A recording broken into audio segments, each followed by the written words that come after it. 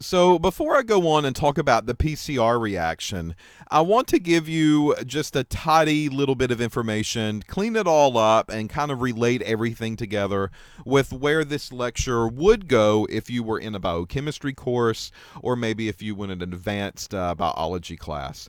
So, we've talked about DNA and the purpose of DNA, and not all of DNA is actually going to be important. Okay, I hate to tell you, but everything that is on your DNA strand, not all of it will actually provide information or do anything for you at all, squat. Okay, some of it's useless. 98% of it is actually useless, and the pieces that are useless are called introns. So introns, your body actually does not read. Your body doesn't do anything with these at all. They are base pairs that are present, and those base pairs are just there basically taking up 98% of empty space. They're kind of dum-dums. They're not going to do anything at all. Now, what do they code? Well, that's what we're trying to figure out.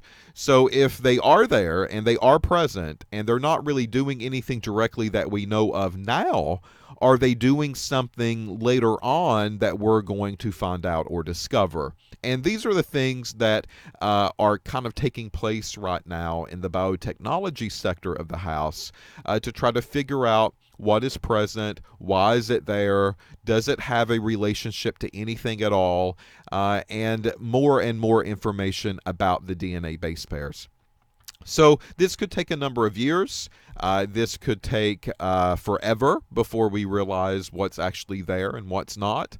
But those are introns, and they are 98% of dum-dum space. Okay, the important pieces that we actually use, that we know that we actually use, 2% of that remaining, and those are what we call exons. All right. So the reason that we say that those are important, that's because the exons are the ones that are going to actually do a job, and that job is going to help us make the RNA. So what will happen is that the DNA fragment will begin to unwind, okay? And when it unwinds, it's going to kind of show its base pairs, and there's going to be certain areas here that we do not need to worry with. Your body doesn't need to worry with those, and those are the intron pieces. However, there's going to be certain areas here that your body does like, and it recognizes that, and it tells your body to do a certain job, and it has to be read, and it has to be able to do that job. And that piece is called an exon.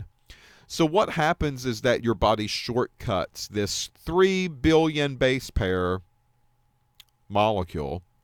It shortcuts it, and it reads only the exons, and it basically splices these together. And this is what's going to end up eventually making RNA. All right?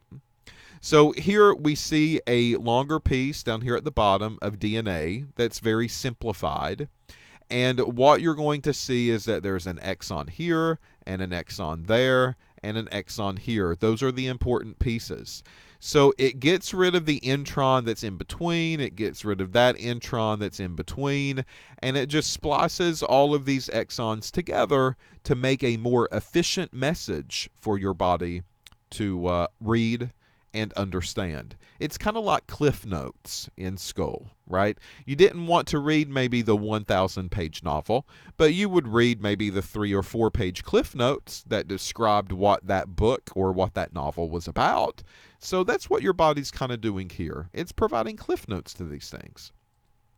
When we talk about RNA, there's going to be 3 forms. Those 3 forms, we're not going to go into that much detail with them. That's really a biology class, not with us. But those 3 forms are mRNA, rRNA, and tRNA. The M stands for messenger, the R stands for ribosomal, and the T stands for transfer. That's really all that I want to mention as far as the RNA goes, and that's probably all that you'll see on the test as well. We've also talked about this process of translation, right? So how do we translate this message into something that your body can understand? And this is where this term genetic code comes in. So what begins to happen here is that once your RNA has the cliff note, and once it looks at the base pairs, those base pairs are then in turn going to be translated into something else. And what you see is tables that start to get replicated like this. So it looks like this is going to be what we call a codon table, and codons are going to be 3 base pairs in total. So U, C, G, and A. Now keep in mind U, because this is an RNA. If this was DNA, this one would have been T, not U. But we're talking about RNA here. All right, so big picture, DNA is going to streamline itself, clean it up, and relay 2% of the message. And that gets relayed to RNA. Then RNA is going to look at those base pairs that will be on it, and it will look at them in groups of 3. And this is what we call a codon. So let's say I have an AAT or AAU. Here's A, and then here is A, and there is U. So I will cross-reference those 3, and it looks like ASN is in the table. ASN is going to be a shortcut abbreviation for an amino acid. So your RNA will carry with it base pairs. Your body's going to read these in groups of 3 that we call a codon. And each codon will code for an amino acid. And then the amino acids will chain together to make various proteins that your body will need to do jobs throughout the day. And you have no clue that this process is ever going on. But it happens all the time. So DNA makes RNA. RNA will then use that chain and that message to relay 3 base pairs at a time, each one representing a different amino acid. There's 20 amino acids commonly found. Those amino acids are then put together. Those amino acids are then chained up, and then they begin the production of proteins. And that's kind of where all of this will eventually lead if you were in a biology or a biochemistry class. All right, so this is kind of where our path stops, though. We're not going to go any further than this. But what we do want to turn our attention to is the PCR step. Because we've talked about gel electrophoresis.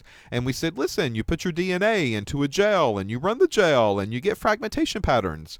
But where did that DNA come from? That's something that we didn't talk about. So we need to go back and we need to refocus on PCR, talk about that in more detail, and maybe how to get DNA in a laboratory so that way we can work with it and do things with it, because that's what this is all about, right? Okay, so in the next video, we'll turn our attention to PCR, say goodbye to all of this DNA, protein, RNA stuff, unless you take a biology class later.